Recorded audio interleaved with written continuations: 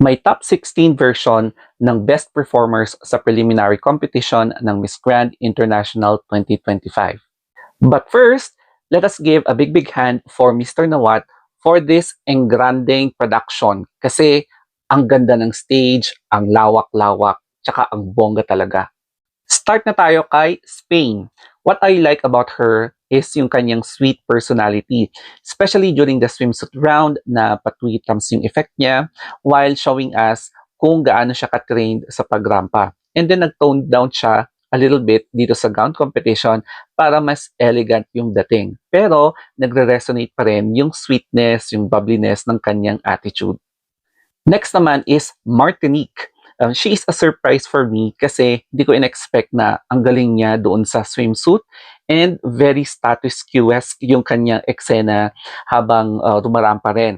So maganda rin yung pasarela niya, ang linis.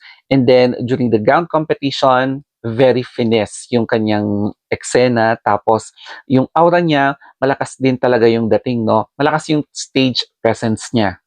By the way, disclaimer muna tayo.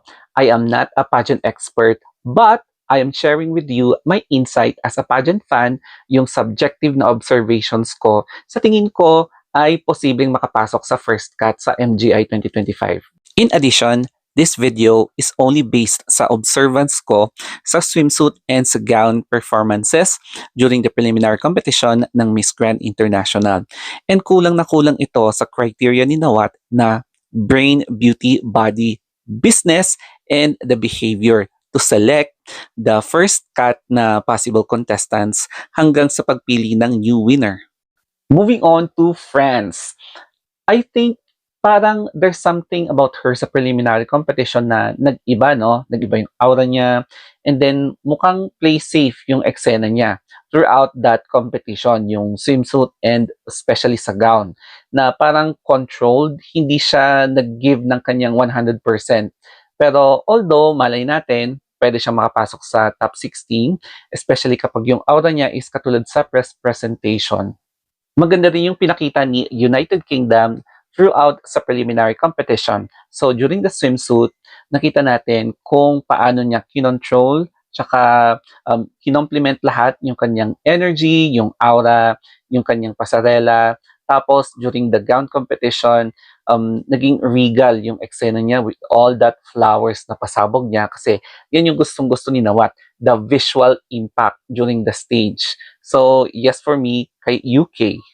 Malakas din yung aura na ipinakita ni Mexico during the prelims. So, sa swimsuit competition, alam mong veteran siya kumilos, alam niya i-calculate, tsaka sanay na sanay siya kung paano makipaglaro sa camera, sa audience, at sa judge. Tapos, dito naman sa gown competition, pasabog din yung gown niya, no? And ineksanahan niya sa kanyang parang sophisticadang aura. So, very consistent din yung high energy level niya in a very competitive way. Mabenta rin si Guatemala sa preliminary competition. Hindi ka na-disappoint, especially sa swimsuit competition na pinakita niya, game na game talaga siya. Lahat ng anggulo, talagang, alam mo yon, wala siyang inaayawan. Tapos, kitang-kita rin yung kanyang pasarela, kung gaano siya kagaling. And then, dito rin, nag-transform sa kanyang gown, wherein pinakita niya kung paano talaga maging classy, tapos elegante rin as well. Indonesia did not disappoint us sa preliminary competition. So sa swimsuit, alam natin na magaling siyang rumampa. Malinis din yung kanyang pag-walk through the stage, and then malakas din yung confidence power niya. And consistent yan hanggang sa gown competition. So ang galing din ng yung style, yung design ng kanyang gown, and it complemented her body. So overall, I believe malaki din yung chance niya makapasok. Let's talk about Brazil. And I believe hindi niya tayo bibigyan sa first cut. It's because sa swimsuit pa lang, napakakalmado niya maglakad, no? Her pasarela is calming to watch, although alam natin na malakas yung aura niya. And then, transitioning to gown competition, ipinamalas niya yung kanyang queenly aura, no? Tapos, ang napaka-unique din ng design ng kanyang gown with that golden color, tapos parang may pa-effect din sa lower part ng gown niya. pag-usapan din natin si Ghana. I believe she is one of the most competitive dito sa batch na to ng Miss Grand International. So sa prelims, ang ganda ng kanyang walk. Alam mong plakado yung kanyang pasarela. Talagang tinuruan siya ng maayos, no?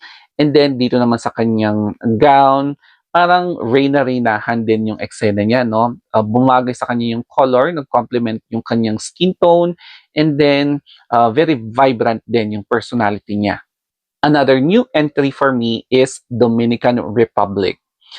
Alam mong parang veterana siyang umeksena, no? So sa preliminary competition, ang linis din, napaka-finesse ng kanyang swimsuit walk, yung kanyang pasarela, pulidong-pulido talaga. And then sa gown naman, alam mo yung trophy inspired, MGI trophy inspired yung gown niya. However, hindi siya pwedeng makapose sa may left side. It's because yung eksena kasi, yung design kasi ng gown. Pero overall, for me, isa siya sa posibleng mapapasok. Pero in my own observation lang ha. Here comes Czech Republic. I believe she is also one of the most outstanding in my personal observation sa prelims kasi alam mo yung face card talaga niya. Yun yung isa sa mga best asset, especially sa swimsuit na nagraradiate.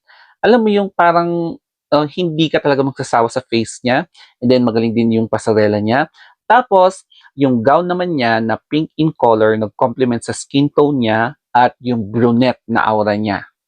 Good performer din si Tanzania kasi dito sa kanyang swimsuit, ang galing din at hindi niya tayo din-disappoint sa kanyang pasarela. Parang veterana yung eksena niya, no? Tapos sa gown naman, ang galing ng pagkakadesign ng na gown niya. Tapos yung hairstyle din niya, alam mo, nag-complement talaga lahat, no? Kaya for me, sana makapasok siya sa first cut. For me, Venezuela is also one of the strongest kasi she is also a title holder as former Reina Hispano-Americana winner. So, itong international na experience niya, nakita natin sa kanyang performance during the swimsuit, napaka-pulido rin, napaka-linis, the way she rampage all the judges, ng mga pageant fans, talagang wow. And then, yung kanyang gown competition naman, ang galing din ng design, no? Hindi siya flashy, but then nag-complement din talaga sa overall look talaga niya na malaray na ang eksena niya. I also included the Philippines. Siyempre naman, deserve na deserve niya yung performance niya, hindi lang dahil Pilipino ako. It's because nakita natin sa swimsuit na ang bigat din ng stage presence niya, no? The confidence level is very, very high. And then, yung mga trainings niya, nakita natin sa swimsuit. And then, sa gown competition naman, very unique yung design ng gown na parang yung theme niya is Festival Queen, parang ganon. So, red is the color of power. So, nakita natin kung gaano niya dinala yung gown and not the gown na sinuot siya. All out din si Ecuador. And what I like about her ay yung positive persona niya. Bubbly siyang tignan sa kanyang all the way na performance sa prelims. So, nakita natin sa kanyang swimsuit na alam mong in all the way talaga niya, no? Kasi alam niyang MGI ito. And then dito sa gown competition, medyo binawas-bawasan niya yung pagka-warakiwik eksena niya, no? Na alam niya magbalanse kung ano yung tamang timpla ng kanyang eksena on stage. I think Thailand also gave us a very excellent performance, no? Kasi sa swimsuit pa lang, alam natin na hasang-hasa na siya sa training. So, nakita natin yung resulta sa kanyang pasarela during the swimsuit competition. And then here comes yung mala Diyosa na kanyang gown with that silhouette na eksena, yung design niya.